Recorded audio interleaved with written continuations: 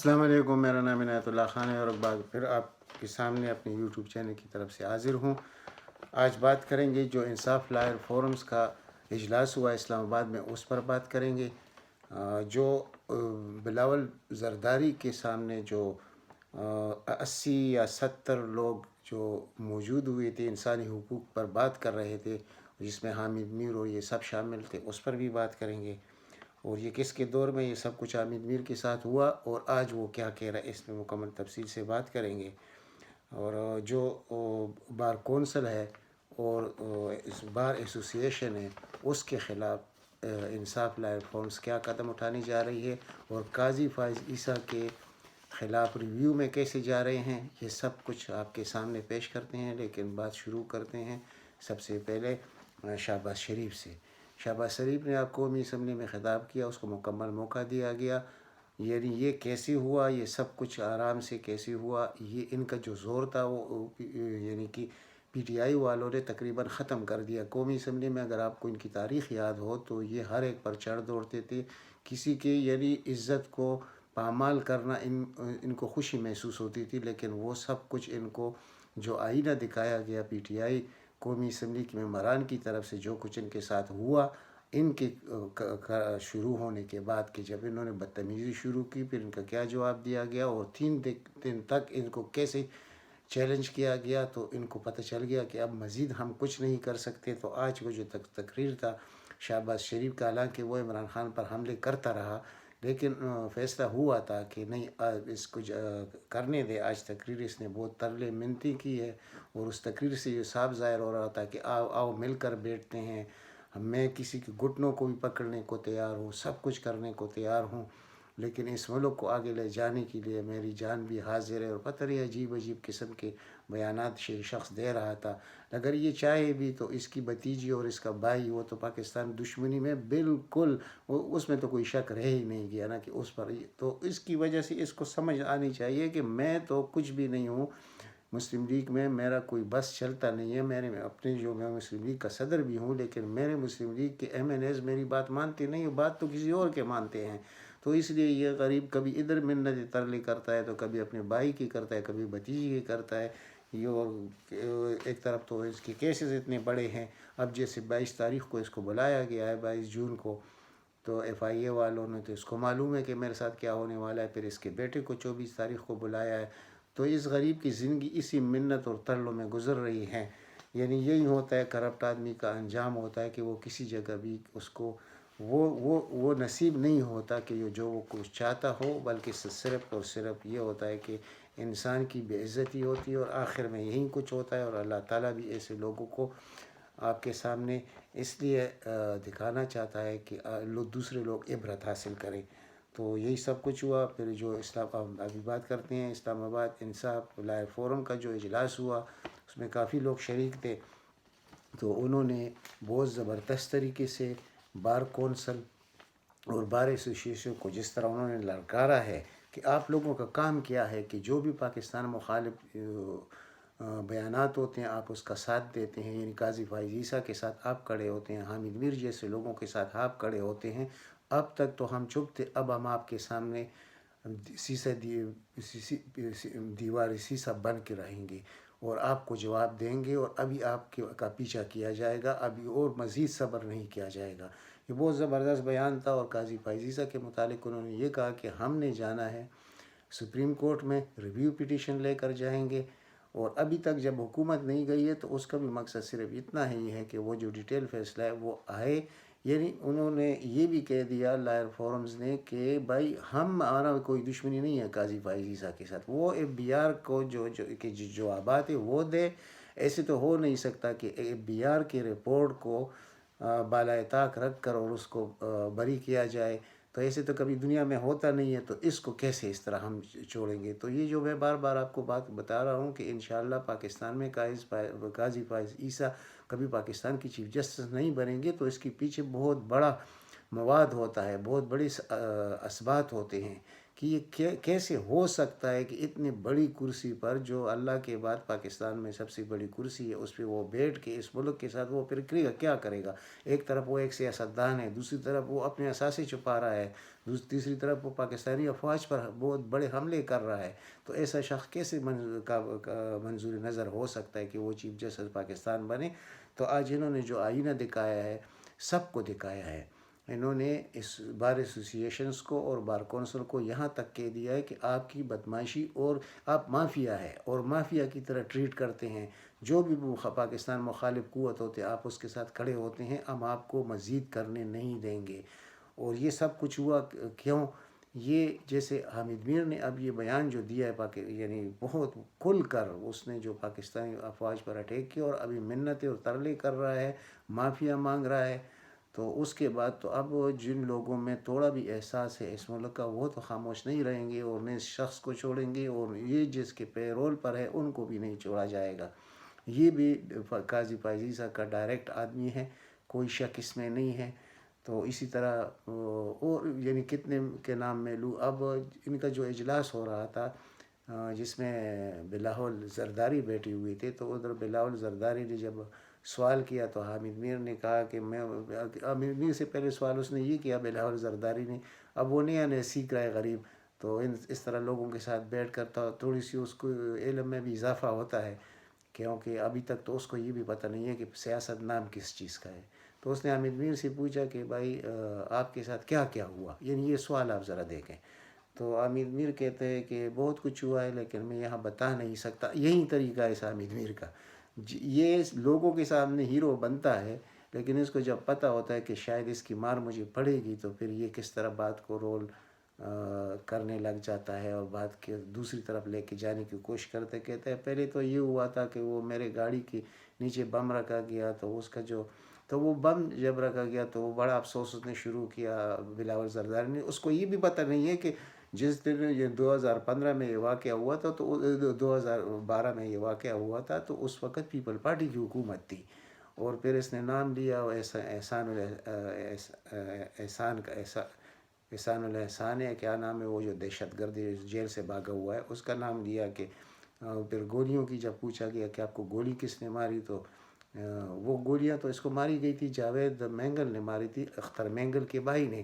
اور اس کو خود بھی معلوم ہے یہ سب کچھ، لیکن وہ اختر مینگل اور جاوید مینگل وہ پاکستان کے دشمن ہیں، تو اگر اس کو گولیاں ماری بھی ہے تو وہ کوئی مسئلہ نہیں ہے. اس لیے اس مسئلہ نہیں ہے کہ وہ تو پاکستانی افواج کے دشمن ہے اور پاکستان کے دشمن ہے، تو سب کو معلوم ہے. تو ادھر آ کر حامد میر کا جو ایمان ہے وہ اس لیے کہتے ہیں نہیں اس میں مجھے کوئی حقیقت نظر نہیں آ رہی. حالانکہ اس نے یہ اعتراف خود کر لیا تھا آج سے 3 سال پہلے کہ یہ ہوا ہے، اس کی طرف سے مجھ پر حملہ ہوا، پہلے تو افواج کی طرف سے. تو اس نے یہ پوچھا کہ آپ نے تو وزیر الاسلام کا نام لیا تھا، کہتے ہیں ہاں میں نے لیا تھا، لیکن وہ جب میں نے آرمی چیف سے میری بات ہوئی، جب ڈنر پر ہمیں بلایا گیا تھا، تو اس وقت مجھے سمجھ آئی کہ وزیر الاسلام شاید اس میں شامل نہیں تھے، یہ کچھ اور لوگ تھے. تو وہ کچھ اور لوگوں کا وہ ادھر گول کر کے چلا جاتا ہے. تو کچھ اور لوگوں کی بات تو کرو نا، آخر آپ کو اللہ نے انسان بنایا ہے، آپ کا حافظہ موجود ہے، آپ کی یادداشت کا مضبوط ہے، تو آپ بتائیں ایمان کی بات کریں کہ کن لوگوں نے آپ کے ساتھ کیا. وہ ربڑ کی گولیاں ہمیں معلوم ہے کس نے آپ کو لگائی تھی، اس پہ نہیں جاتے، لیکن یہ یعنی اس کا حافظہ دے کے اور اس کی سیاست دے کے بلاول کی کہ ان کے دور میں یہ یہ واقعہ ہوا. تو اس کے بعد یہ گولیوں کا واقعہ تو نون لیگ کے وقت میں ہوا تھا، لیکن یہ جو بم رکھا گیا تھا نیچے یہ بلاول کے دور میں ہوا تھا، اس کے باپ کے دور میں ہوا تھا. تو ان کو یہ بھی پتہ نہیں ہوتا کہ پھر بدنام ہوتا ہے عمران خان کے. عمران خان زیادتی کر رہا ہے صحافیوں کے ساتھ، کیونکہ میڈیا پر اشتہارات بند ہے، تو بھائی وہ کیسے ملک کے خزانے کو لوٹے گا اور آپ لوگوں کو نوازے گا اور آپ کے مالکان کو نوازے گا. یہ چیز تو یہ تو زرداری اور نواز شریف کا کام ہے، یہ تو اس کا کام نہیں ہے، یہ تو ملک بنانے کے لیے آیا ہوا ہے یہ شخص. تو آپ کہتے ہیں کہ کبھی سلیکٹر کہتے ہیں، کبھی سلیکٹڈ کہتے ہیں کہ یہ سب کچھ اس وقت جو زیادتیاں ہو رہی ہیں صحافیوں کے ساتھ، جیسے مطیع اللہ جان کے ساتھ ہوا، وہ ستور کوئی نام ہے، پتہ نہیں ایک دن میں کہاں سے نکل آیا. تو یہ سب کچھ اس نے ڈال دیا کس پر؟ آرمی افواج پاکستان پر. انڈائریکٹ، ابھی ڈائریکٹ نہیں کیا تھا، اب انڈائریکٹ طریقہ اس نے شروع کر دیا ہے. تو اب اس کو شرم تو یہ آنا چاہیے کہ جب اس کو گولیاں لگی تھی تو اس وقت حکومت تھی نواز شریف کی، اور نواز شریف اس کی عیادت کے لیے بھی گیا تھا. یعنی یہ بھی آپ دیکھیں. یعنی افسوس کی بات یہ ہے کہ دور کس کا تھا, گولیاں کس کے دور میں چلی, اور بات کر رہا ہے عمران خان کی کہ عمران خان صحافیوں کے ساتھ زیادتی کر رہا ہے. اور وہ جو سننے والا بیٹا وہ ہے بڑا ارسطو, ایک ارسطو ادھر نون لیگ میں ہے, تو ادھر یہ بھی پیدا ہو گیا ہے نابالغ ارسطو. تو یہ کہتا ہے بہت بڑا ظلم ہو رہا ہے اس ملک میں. آپ کے ساتھ جو کچھ ہوگا, میں یہ بلاول کی طرف اشارہ کرتا ہوں, ابھی آپ کے ساتھ جو ہونے والا ہے چند دنوں میں آپ کو خود بھی پتہ چل جائے گا. یہ اس طرح نہیں ہوگا کہ آپ لوگ ملک کو لوٹتے بھی رہے, آپ ملک کے خلاف بھی رہیں, اور آپ پھر حکومت بھی کرتے رہو, مزے بھی کرتے رہو, اور جیل سے باہر ہو. یہ سلسلہ بند ہونے والا ہے, آپ لوگ یاد رکھیں میری یہ بات. انشاءاللہ یہ بہت جلد بند ہو جائے گا. اب دیکھتے جائیے کیا ہوتا ہے. دوسری طرف میں بات کرتا ہوں عمران خان کی. آج عمران خان نے اپنے پارلیمانی پارٹی کے ساتھ جو میٹنگ کی ہے, جو بیان آیا ہے, پریس ریلیز آیا ہے الیکشن کمیشن کی طرف سے کہ اس چیز کو ہم نہیں مان سکتے.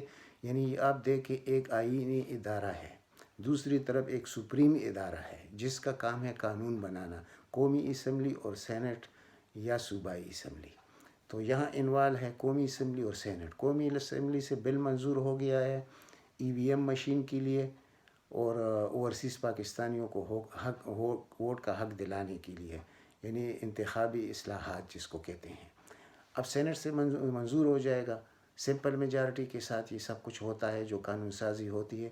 اب ان کا یہ قدرت کہ ہم اس چیز کو نہیں مانتے, کیا یہ ملک ہے یا کوئی بسندیر نگری ہے, کوئی جنگل ہے, ایسے کیسے ہو سکتا ہے. تو اب عمران خان نے کھول کر بتا دیا کہ ہم اس کو ابھی کشمیر کے الیکشن میں بھی اس مشین کو آزمائیں گے.